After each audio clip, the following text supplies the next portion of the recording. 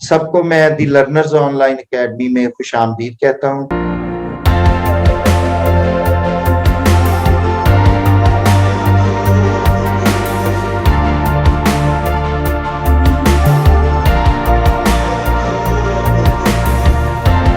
आज का हम जो है लेसन शुरू करने जा रहे हैं, तो चलिए मैं अपनी आज की स्लाइड की तरफ चलता हूँ। आज का हमारा मौजू जो है वो प्रोनाउन है। तो स्लाइड खोलने से पहले थोड़ी सी बात कर लेते हैं। प्रोनाउन, प्रो का जो मतलब है प्रो, इसका मतलब होता है फॉर, यानी कि FOR, फॉर, के लिए। इस तरह आपने ये डिबेट्स में भी सुना होगा फॉर और अगेंस्ट में, यानी कि कुछ लोग आपके हक में दलाइल दे रहे होते हैं उस मुबाहिसे के और कुछ उसके अगेंस्ट में। ये बिल्कुल वही लफ्ज है, आपने अक्सर डिबेट्स में और भी सुना होगा। टीवी वगैरह पे अगर आप मुज़ाकरे देखते हैं तो आपने सुना होगा कि ही इज प्रो अमेरिका, कि वो अमेरिका का हामी है। तो ये वही लफ्ज है प्रो नाउन। तो नाउन वही नाउन है और प्रो का मतलब है फॉर, यानी कि ऐसा लफ्ज जो कि नाउन के लिए इस्तेमाल होता है, यानी कि नाउन की जगह पर इस्तेमाल होता है। तो प्रो नाउन। तो यहां से हमें ये भी आइडिया समझ आया है कि जो प्रोनाउंस होते हैं ये और नाउन एक ही चीज है, एक ही फैमिली है। यूं आप समझ लें कि जिस तरह एक सिक्के के दो रुख होते हैं, ये भी एक सिक्के के दो रुख हैं। तो इसको आपने जो अपने ब्रेन्स में नोट करके रखना है वो ये नोट करके रखना है कि मैंने आपको एक नई बात ये बताई है कि नाउन और प्रोनाउन एक ही चीज है, एक ही फैमिली है, एक जैसे ही तकरीबन उन पे रूल्स अप्लाई होते हैं। वो तो सब नाउन्स पे भी एक जैसे नहीं होते, जाहिर है प्रॉपर नाउन पे कुछ और रूल्स हैं, कॉमन के कुछ और हैं। फिर कॉमन में आपने पढ़ा कि काउंटेबल भी हैं, इनकाउंटेबल भी हैं। इसी तरह प्रोनाउन पे भी कुछ रूल्स तो अलग अप्लाई जरूर होंगे, लेकिन आपको ये जहन में रहना चाहिए कि ये किस फैमिली से है, ये नाउन फैमिली से है। तो चले इस मालूमात के बाद, ये बुनियादी मालूमात के बाद मैं चलता हूँ आज की स्लाइड शेयर करने के लिए। तो उसमें हम इस मौजू को बाकायदा पढ़ रहे होंगे। ये है जी स्लाइड नंबर 1 आपके सामने खुलने जा रही है, और जाहिर है मैंने पहले अनाउंस आपको कर दिया कि आज का हमारा मौजू जो है। अच्छा, ये जिनको स्लाइड साइडवेज नजर आ रही है, साइड पे नजर आ रही है, वो इसको पिंच आउट कर सकते हैं। पिंच आउट होता है कि ऐसे आप उंगली और अंगूठे को थोड़ा सा या दो उंगलियों को बाहर करेंगे, और पिंच इन होता है कि उसको प्रेस करना, तो आपको नजर आ जाएगी। तो इसकी जो डेफिनेशन जो लिखी हुई, कोई भी ऐसा लफ्ज जो किसी नाउन की जगह इस्तेमाल हो प्रोनाउन कहलाता है। प्रो का मैंने अलग आपको मतलब बता दिया, नाउन का अलग बता दिया। फिर अगली हमारी हेडिंग ये आप देख रहे हैं, वो लिखा हुआ पर्सन। तो यहाँ पर्सन से मुराद कोई बंदा नहीं है, यानी कि जो आप पढ़ते रहते हैं ना स्कूलों में, first person, second person, third person, मैं उसकी वजाहत आपको आज करने जा रहा हूँ। ये भी बड़ी इंटरेस्टिंग वजाहत होने जा रही है, आपको बड़े नए इंकशाफात होने जा रहे हैं एज यूजुअल। जिस तरह के रोज की क्लास में नए नए इंकशाफात होते हैं और रोज ही आपको पता चलता है कि आपके पिछले नजरियात एंटायरली गलत हैं, तो उसी तरह की ये भी एक सूरत हाल होने जा रही है। तो पर्सन से मुराद यहाँ बंदा नहीं है, ये ग्रामेटिकल टर्म है। जिस तरह चीज से मुराद चीज नहीं थी बल्कि कोई भी वजूद या आइडिया था, तो पर्सन से मुराद इंसान या बंदा नहीं है बल्कि पर्सन वही चीज है। चूंकि आज हमने अभी पढ़ा कि नाउन और प्रोनाउन एक चीज है, तो पर्सन से क्या मुराद है, वही चीज जो नाउन वाली है। तो ये चीज आपने अब जहन में रखनी है कि पर्सन का ग्रामेटिकली मतलब इंसान या बंदा नहीं बल्कि वही चीज है। अब चीज में आपको पता है सब कुछ आ जाता है, 5 सेंसेस में आने वाली चीजें या इमेजिनेशन में आने वाली चीजें। जो कवानीन नाउन के लिए इस्तेमाल होंगे, कमोबेश, कमोबेश का मतलब होता है कम या ज्यादा, बेश का मतलब होता है ज्यादा, वही प्रोनाउंस के लिए भी इस्तेमाल होंगे। आगे चलते हैं हम, हमारा नेक्स्ट मौजू है प्रोनाउन का। इतना सा बुनियादी सा तारफ होने के बाद, ये तारफ सिर्फ मैंने करवाया है, कोई इसकी अभी तशरीह नहीं शुरू हुई। जेंडर, जेंडर कहते हैं सेक्स को। तो दो मारूफ सेक्सेस तो हम सभी जानते हैं, वो होते हैं मैस्कुलिन और फेमिनिन। ये हम सबको पता है, ये बचपन में ही हम सीख जाते हैं।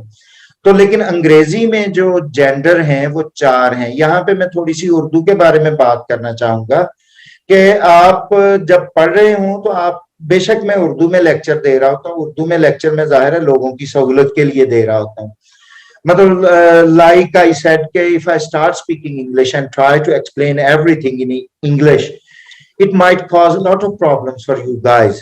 तो इसलिए I have adopted the medium of Urdu और समटाइम पंजाबी। पंजाबी का भी मैं सहारा लेता होता हूँ।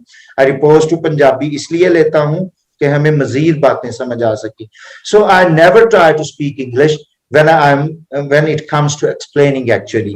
तो यहाँ भी आपने ये, मैं थोड़ी सी उर्दू के हवाले से बात करना चाहता हूँ। जेंडर, हमारी उर्दू में हम हर चीज को मुज़क्कर मुअन्नस से देखते हैं, हर चीज को। यानी कि किताब है तो वो फेमिनिन है, और जग है तो वो मैस्कुलिन है। इसी तरह आप पेन कहते हैं तो वो मैस्कुलिन है। इसी तरह आप इंक कहते हैं तो वो, यानी कि स्याही कहते हैं, रोशनाई कहते हैं तो वो मुअन्नस है। जी बिल्कुल, वंडरफुल। लेकिन ये हमारी उर्दू का करैक्टरिस्टिक है, यानी कि ये उर्दू की खूबसूरती है कि हम हर चीज को मुज़क्कर या मुअन्नस देखते हैं। ये हमारी जुबान का हुस्न है। अब जरा इसको हम अगर गौर करें तो ये बाकी जुबानों में ऐसा नहीं है। तो ये इंग्लिश में हमें फिनोमिना नजर आएगा। मतलब अगर हम कहते हैं कि पेन मुज़क्कर है, या हम कहते हैं कि किताब मुअन्नस है, तो आपको पता है कि किताब कोई बच्चे नहीं पैदा करती, और पेन जो है वो बच्चों को पैदा करने का बायस नहीं है। ये सिर्फ हमारी जुबान का एक हुस्न है, और ये अरबी फारसी से आई हैं चीजें, वहां मुज़क्कर मुअन्नस होता है, तो इसलिए हमारी जुबान में भी ये ट्रेवल करके आ गई हैं। तो लेकिन अभी हमने थोड़ी देर पहले मैंने अनाउंस किया आपको कि अंग्रेजी में 4 जेंडर्स हैं। मैस्कुलिन के मुतालिक आप जानते हैं, फेमिनिन के मुतालिक आप जानते हैं, इसको दोहराने की मुझे कोई जरूरत नहीं है। लिहाजा हम अगली स्लाइड की तरफ बढ़ते हैं। तो नेक्स्ट हमारा जेंडर जो है वो है न्यूटर। न्यूटर का मतलब होता है कोई चीज नहीं, यानी कि ना वो ही है, ना वो शी है, ना वो ठंडी है, ना वो गर्म है, ना वो मीठी है, ना कड़वी है। मैं न्यूट्रल के मतलब फिलहाल आपको बता रहा हूँ, जेंडर से हटके। तो जिस तरह न्यूट्रल गियर होता है, अगर जो लोग गाड़ी चलाते हैं उनको पता है कि न्यूट्रल गियर का मतलब होता है कोई गियर नहीं, ना रिवर्स, ना पहला, ना दूसरा। तो ये बिल्कुल वही चीज है। तो न्यूट्रल जेंडर से हमें ये समझ आई कि कोई जेंडर नहीं। न्यूट्रल जेंडर से हमें क्या समझ आई? कोई जेंडर नहीं। तो आसमा, जिस तरह आप पेन दिखा रही थी, ये प्लीज स्क्रीन पे दोबारा पेन दिखाइएगा। मैं अपनी स्क्रीन पे देख रहा हूँ, मैं आपको अब देखता हूँ जी। अब ये जो आप पेन लहरा रही हैं, आप इसको गौर करें तो ये ना मैस्कुलिन है ना फेमिनिन है। उर्दू को निकाल दें जहन से, उर्दू को निकालेंगे तो हमें समझ आएगा कि ये वाकई ना मुअन्नस है ना मुज़क्कर है। तो ये अंग्रेजी में क्या हो जाएगी? Neuter gender. जाहिर है ये जेंडर्स हम पढ़ेंगे तो इनका आगे जाके हमें फायदा होगा, इसलिए जेंडर्स आपको पढ़ाए जा रहे हैं। इसी तरह किताब की थोड़ी देर पहले मैंने मिसाल दी कि वो उर्दू में मुअन्नस है, लेकिन आप उसको सोच के देखें अंग्रेजी में, उर्दू में तो वो हमारी जुबान का करैक्टरिस्टिक है ना। तो क्या आपके ख्याल में आसमा आप मुझे बताएं कि किताब मुअन्नस होती है? नो सर, नहीं, एक्चुअली नहीं होती। तो फिर वो किस जेंडर में आएगी? न्यूटर। बिल्कुल, वो न्यूटर जेंडर में आएगी। इसी तरह ये मैं माइक यूज कर रहा हूं, इसका कोई जेंडर नहीं है। आप कैम अपना खोल के बैठी हुई, उसका कोई जेंडर नहीं है। यानी कि सेक्सलेस जो चीजें हैं, गैर सिनफी, उर्दू में इसको कहते हैं, सिन्फ का मतलब सेक्स होता है। तो गैर सिनफी जितनी भी चीजें हैं वो आपको देखने से पता चल जाती हैं। मेज है, कुर्सी है, फैन है, इस वक्त फैन मेरे ऊपर चल रहा है, और चीजें इर्द गिर्द पड़ी हुई, ये सारी न्यूट्रल जेंडर है। ये माउस है, माउस में यूज कर रहा हूँ, ये न्यूट्रल जेंडर है। तो चलिए आगे हम चलते हैं जी। कुछ आप पूछना चाह रही हैं? इसमें हम ये कह सकते हैं कि जो 5 सेंसेस नहीं रखती, नहीं नहीं रखती, नहीं, वो तो हमने पहले आइडिया पढ़ लिया ना। 5 सेंसेस का आइडिया तो साथ साथ अब चलेगा नाउन्स और प्रोनाउंस के साथ भी। वो जो एक दफा हमने चीज पढ़ ली, अच्छा किया आपने ये क्वेश्चन रेज किया। अब चूंकि हम नाउन को पहले ही मैंने प्रोनाउन के हवाले से आपको डिस्कस किया कि प्रोनाउन नाउन को रिप्रेजेंट करता है, तो जाहिर है अगर नाउन को रिप्रेजेंट करता है तो वो 5 सेंसेस भी आएगा, सारा कुछ आएगा, जो भी आप उसको कह लें, जिस तरह भी आप उसको कंसीव कर लें। आपने सही कहा है। तो अगली हम चलते हैं। तो ये एक देखें, नोट लिखा हुआ, तमाम ऐसी चीजें जो बेजान हैं वो न्यूट्रल जेंडर में शुमार होती हैं। लेकिन यहाँ एक दिलचस्प बात आने वाली है, सिवाय शिप के। इसका मतलब है शिप हालांकि बेजान है, यानी कि न्यूट्रल है, लेकिन उस पर ये अप्लाई नहीं होता, आगे जाके इसकी वजाहत होगी। और कंट्री के, ये 2 नाउन्स ऐसे हैं अंग्रेजी में, प्रोनाउन और नाउन एक ही चीज हम पढ़ रहे हैं, आप परेशान ना हो। तो शिप को अंग्रेजी में, बेशक वो न्यूट्रल जेंडर है, शिप को अंग्रेजी में हमेशा मुअन्नस कहा जाता है। जी, आपको कुछ हैरत सी नहीं हुई? जी। क्या हैरत हुई? मतलब अगर हम बेजान कह रहे हाँ हैं जी, तो फिर अगर है तो वो न्यूट्रल जेंडर, लेकिन शिप के लिए अंग्रेजी में हमेशा फेमिनिन जो प्रोनाउंस और जेंडर यूज किया जाता है। तो मैं इसको अपने बच्चों को याद करवाने के लिए यूं कहा करता हूं, शिप होती है। इसी तरह आगे मैंने लिखा वो कंट्री, तो कंट्री जो है ये भी न्यूट्रल जेंडर है। लेकिन यहाँ पे एक बड़ा दिलचस्प पॉइंट है, वो ये है कि जब कंट्री का नाम लें, नाम एडॉप्टिव नाम, यानी कि कंट्री उसका एक एडॉप्टिव नाम रख लें पाकिस्तान, तो अब जो ही आपने उसका नाम पाकिस्तान रखा तो आपके पास एक ऑप्शन आ गया, आप चाहे तो उसको न्यूट्रल जेंडर में शुमार कर लें, चाहे तो आप फेमिनिन में कर लें। यहां पे आपके पास ऑप्शन है। शिप में स्ट्रेट अवे है, शिप का ऑप्शन नहीं मैंने कहा था, मैंने कहा था वो फेमिनिन है। कंट्री के लिए ये आपको एक स्पेशल केस बताया जा रहा है कि जब आपने कंट्री को ये कह लिया, उसका एडॉप्टिव नाम ले लिया, तो फिर आपके पास एक इख्तियार है कि चाहे तो आप उसको न्यूट्रल जेंडर में शुमार कर लें और चाहे तो आप उसको फेमिनिन में शुमार कर लें। सूबा है पंजाब, तो पंजाब भी उसी में कंट्री। कंट्री का असल मतलब होता है देहात, इसका मतलब मुल्क नहीं होता। कंट्री का असल मतलब देहात होता है, ये आपने ध्यान में रखना है। आपने अक्सर कंट्री साइड सुना होगा कि यार हम विजिट करने गए थे, हम कंट्री साइड पे गए थे। वो देहात जो है वो फैलते फैलते एक मुल्क के मानी में इस्तेमाल होने लगा। तो कंट्री का एक्चुअल मतलब देहात होता है। चले, तो इसका मतलब है अगर आप उसका नाम भी लेते हैं तो फिर आप उसको भी चाहे तो न्यूट्रल जेंडर में लेके जाएं, चाहे तो आप फेमिनिन में लेके जाएं। ये पॉइंट क्लियर हो गया? मैं आगे जा सकता हूं क्या? यस। अच्छा जी, आगे नेक्स्ट एक नोट है, तमाम ऐसी जानदार चीजें, ये भी बहुत इंटरेस्टिंग पॉइंट है, तमाम ऐसी जानदार चीजें जो साइजेबल तो हों लेकिन रिकग्नाइजेबल ना हो। पॉइंट आप कैच करें कि मैंने क्या कहा है, तो वो जो है वो न्यूट्रल जेंडर में शुमार की जाती है। अब मैं इसको एक्सप्लेन करूंगा कि साइजेबल तो हूं और रिकग्नाइजेबल कैसे ना हो। मसलन एक बच्चा है, वो हम साय में रो रहा है, तो मैं घर में किसी से कहता हूँ ये किसी का बच्चा रोए जा रहा है। अब बच्चा जब मैंने कहा है तो आसमा आप मुझे बताएं, आपके ख्याल में उसकी सेक्स क्या है? मुझे तो पता ही नहीं उसकी सेक्स क्या है, आप बताएं। That is masculine. हाँ जी, ये बड़ा एक दिलचस्प पॉइंट है, वो न्यूट्रल जेंडर में आ गया, वो न्यूट्रल जेंडर में है। बच्चे की कोई सेक्स नहीं, वैसे भी उनके बाल, उनकी आवाज एक खास उम्र तक वैसी रहती है। और आपने ये भी देखा होगा कि कुछ वालिदैन बड़े प्यार से लड़कियों को लड़कों वाले लिबास पहना देते हैं, लड़कों को लड़कियों वाले पहनाते रहते हैं शौक से।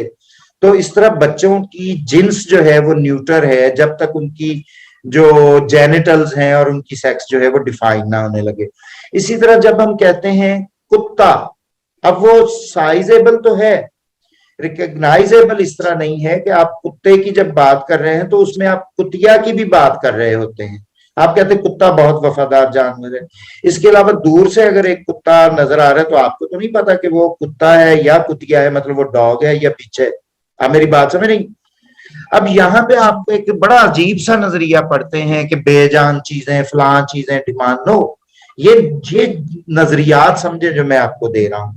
तो जब आपने कुत्ता कहा तो कुत्ते से क्या आप मुराद ले रही हैं, आप मुझे बताना पसंद करेंगी?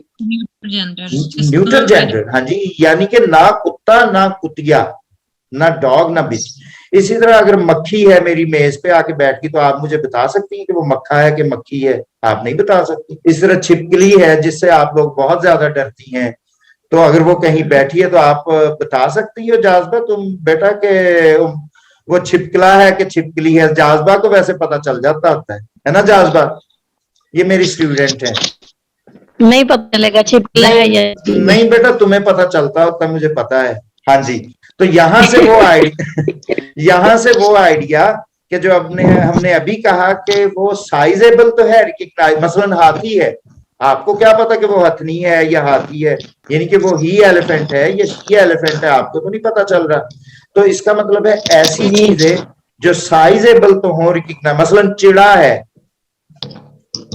तो उसको हम चिड़िया ही कहते हैं, लेकिन वो हमें शक्ल देखने से पता चल जाता है कि ये चिड़िया है या चिड़ा है, उनके अलग अलग कलर्स होते हैं, वो रिकग्नाइजेबल है।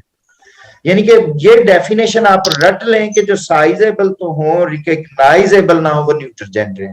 अब जब हम नेक्स्ट चलते हैं कॉमन जेंडर में, ये अभी जो साइजेबल और रिकग्नाइजेबल आगे फर्दर एक्सप्लेन होगा, सिर्फ एक दफा एक्सप्लेन आपको करता जा रहा हूं। आगे कॉमन जेंडर, कॉमन का मतलब एक तो आम होता है, आम की बात नहीं हम कर रहे, मैंगो की बात नहीं कर रहे, हम यहाँ पे कॉमन से मुराद ले रहे हैं मुश्तरका, कॉमन फ्रेंड जैसे हम कहते हैं कि वो हमारा मुश्तरका दोस्त है। तो कॉमन के दो मतलब हुए, एक तो इसका मतलब है आम, कॉमन सी चीज है, और एक कॉमन का मतलब होता है मुश्तरका। यहाँ इसका मतलब क्या है?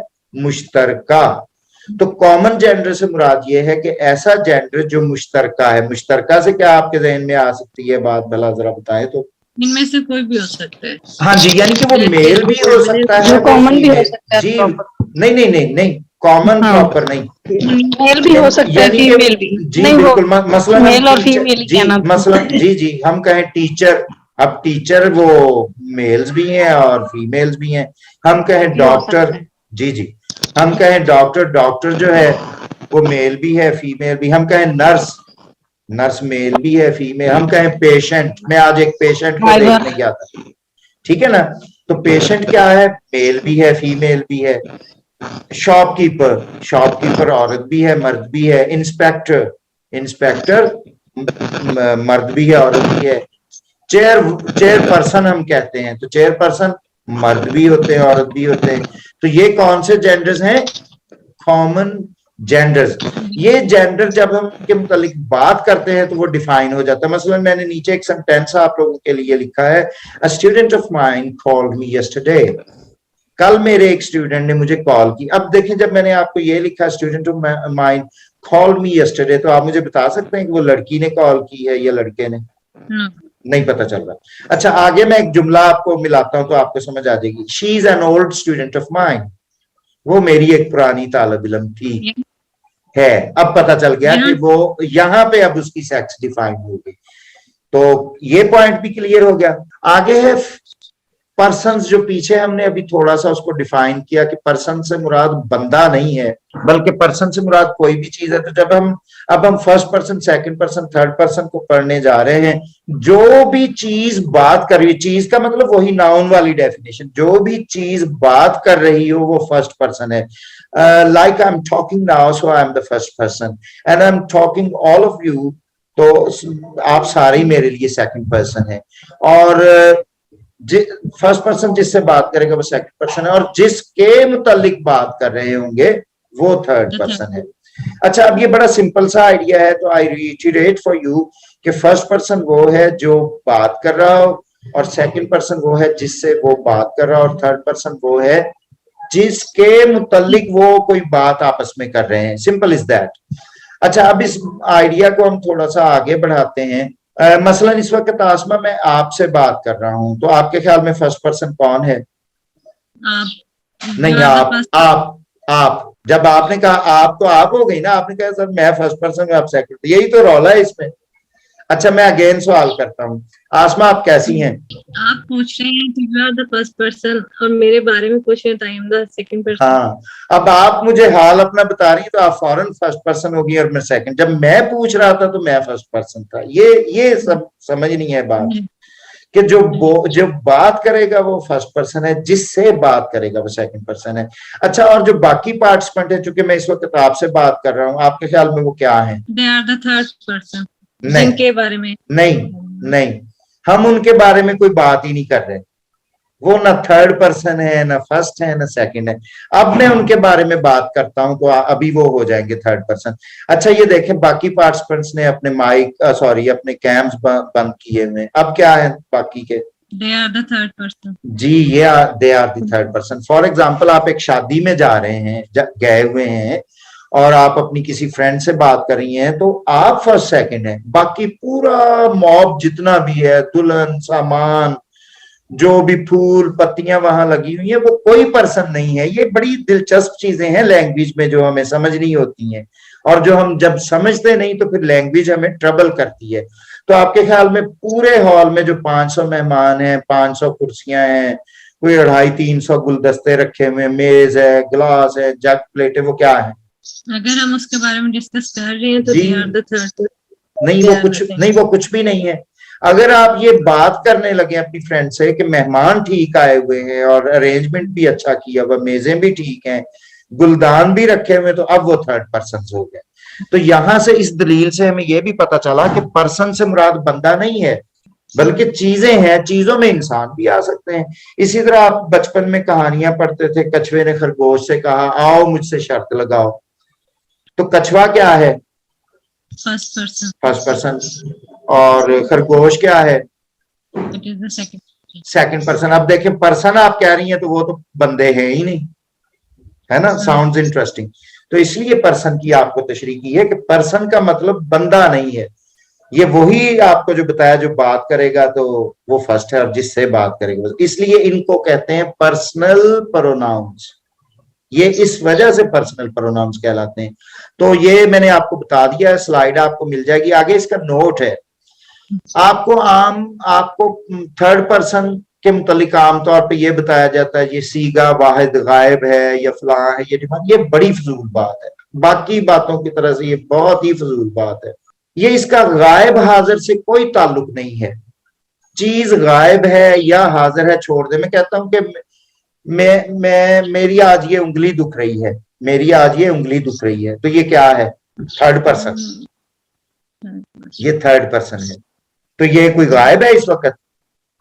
गायब नहीं है। नो नो, लिहाजा इसको गायब या हाजिर से कभी नहीं आपने कंसीव करना। प्लीज सिर्फ इतना जहन में रखना है कि जिसको हम डिस्कशन में ले आएंगे और उससे हम अगर मुखातिब नहीं हो रहे होंगे तो वो थर्ड पर्सन है। अगर तो आपने वो सुना होगा, शेर एक सुना होगा, दीवारों से बातें करना अच्छा लगता है, हम भी पागल हो जाएंगे ऐसा लगता है।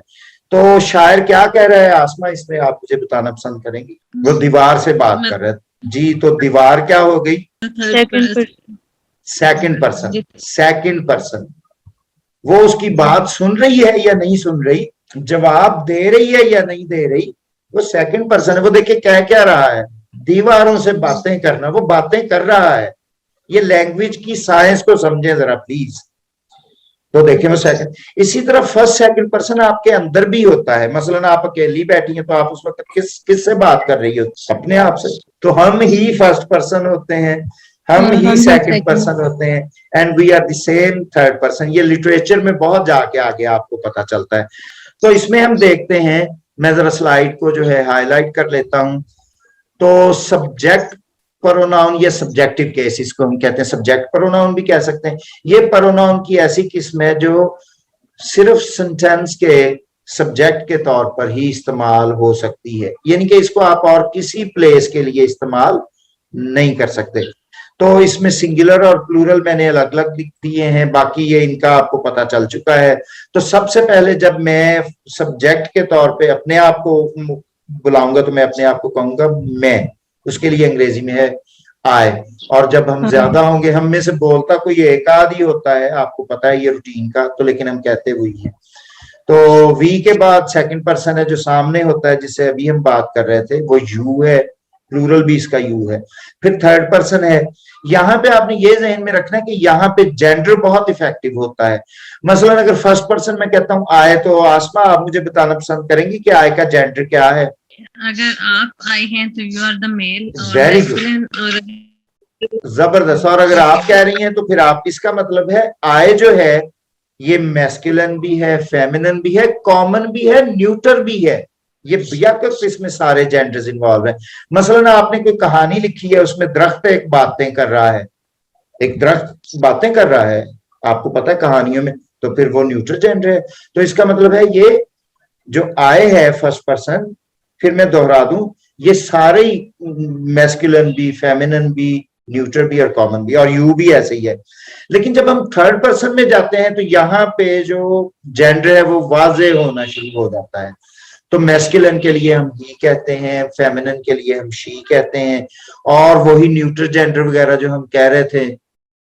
तो मेरा कनेक्शन अनस्टेबल शो कर रहा है। इट के लिए फिर वही आपने बात ज़हन में रखनी कि आप कहते हैं ये बेजान के लिए। मैंने आज आपको ये समझा दिया है कि ये बेजान का चक्कर छोड़ दें, ये रिकग्नाइजेबल तो हो, सॉरी साइजेबल तो हो, रिकग्नाइजेबल ना हो। वो न्यूटर जेंडर है तो वो इट लगेगा।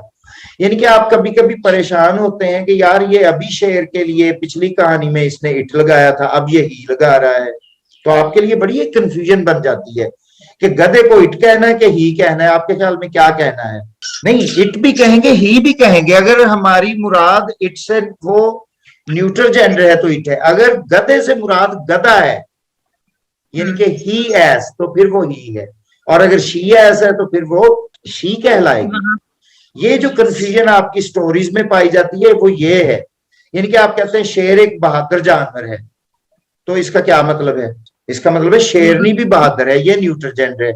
लेकिन अगर शेर से मुराद आप सिर्फ शेर ले रहे हैं, लायन और लायनस नहीं ले रहे हैं, तो फिर आप ही और शी लगाएंगे, इसमें रौला ही कोई नहीं। तो इट की आपको क्लैरिफिकेशन आज हो गई, इट की। इसी तरह फिर ये इनको कहते हैं डिमॉन्स्ट्रेटिव, इसका प्रोनाउंसिएशन सुन ले, डिमॉन्स्ट्रेटिव नहीं कहना आपने, डिमॉन्स्ट्रेटिव। तो ये जो है दिस होता है और इसका प्लूरल दीज है, दूर के लिए, ये तो खैर आपको पता ही है, दैट और उसका प्लूरल। और इसके अलावा एक इंट्रोडक्टरी प्रोनाउन है, वो है देयर, और इसका प्लूरल भी देयर होता है। ये जाहिर है आगे जाके चीजें एक्सप्लेन होना शुरू हो जाएंगी। तो आज का लेक्चर खत्म होता है। आई होप के you have enjoyed the learner studio की तरफ से मैं आप सबको अल्लाह हाफिज कहता हूँ। कैच यू टुमारो इंशाल्लाह with another episode of something interesting.